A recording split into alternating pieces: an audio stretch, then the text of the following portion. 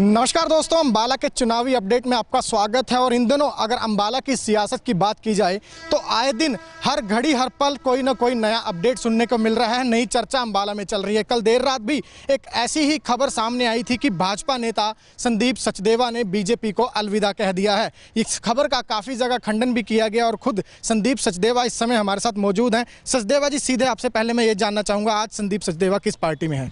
Sandeep Sachdeva Bharatiya Janata party में था, है और रहेगा। सर, किस संदीप सचदेवा की ये बात हुई है और आपका नाम उछाला गया, क्या कारण लगता है? देखिए, आप लोग अच्छी तरह जानते हैं कि विनोद शर्मा जी बाहुबली हैं और अपने पैसे के बल पर, प्रलोभन के बल पर वो चुनाव में कुछ भी प्रपंच रख सकते हैं। झूठे वादे करना, जनता को बरगलाना, बहलाना, ये उनकी पुरानी आदत है। और इसी आदत के आधार पर इस चुनाव को प्रभावित करने के लिए उन्होंने मेरे हम नाम संदीप सचदेवा को पता नहीं कहाँ से पकड़ कर लाए और भारतीय जनता पार्टी ज्वाइन करा दी। क्योंकि जहाँ तक मेरी जानकारी है, मेरी याददाश्त है और मेरा रिकॉर्ड है, उसके अनुसार भारतीय जनता पार्टी में संदीप सचदेवा केवल और केवल मैं हूँ और मैं एडवोकेट हूँ बाई प्रोफेशन और मैं ही भारतीय जनता पार्टी में हूँ। जी सर, बताया जा रहा है कुछ कानूनी एक्शन भी लेने जा रहे हैं आप? जी हाँ, मेरे नाम को लेकर जो उछाला गया और मेरी जो छवि धूमिल करने की कोशिश की गई और मेरे नाम से अंबाला की जनता को गुमराह करके जो वोट हथियाने की साजिश जन चेतना पार्टी ने की थी, उसके लिए मैंने चुनाव आयोग को उनका चुनाव रद्द करने के लिए और एसपी अंबाला को उनके खिलाफ पर्चा दर्ज करने के लिए, केस रजिस्टर्ड करने के लिए एप्लीकेशन दे दी है। आज बीजेपी में संदीप सचदेवा की क्या पोस्ट है, किस ओहदे पर है सर?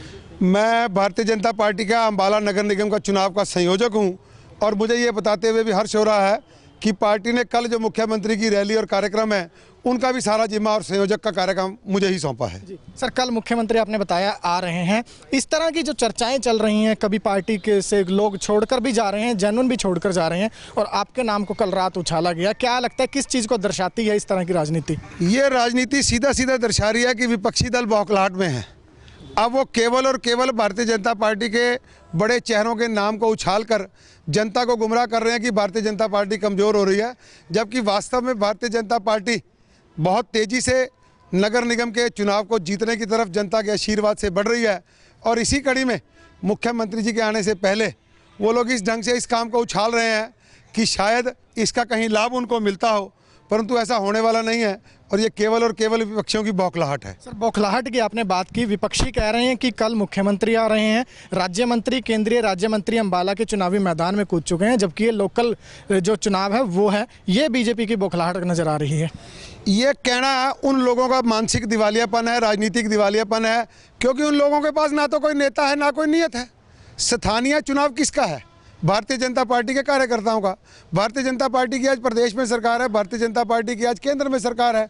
तो उस नाते हमारे यहाँ सभी नेता, चाहे वो मुख्यमंत्री हो, चाहे वो माननीय मोदी जी प्रधानमंत्री हो, हमारे यहाँ सब कार्यकर्ता के रूप में काम करते हैं और पार्टी संगठन जिस भी कार्यकर्ता को जहाँ ड्यूटी देती है वो वहाँ जाकर काम करता है। अब ये हमारा सौभाग्य है कि हमारे कुछ कार्यकर्ता मुख्यमंत्री हैं, कुछ कार्यकर्ता हमारे केंद्र में मंत्री हैं, एक हमारा प्रमुख कार्यकर्ता माननीय प्रधानमंत्री मोदी जी हैं।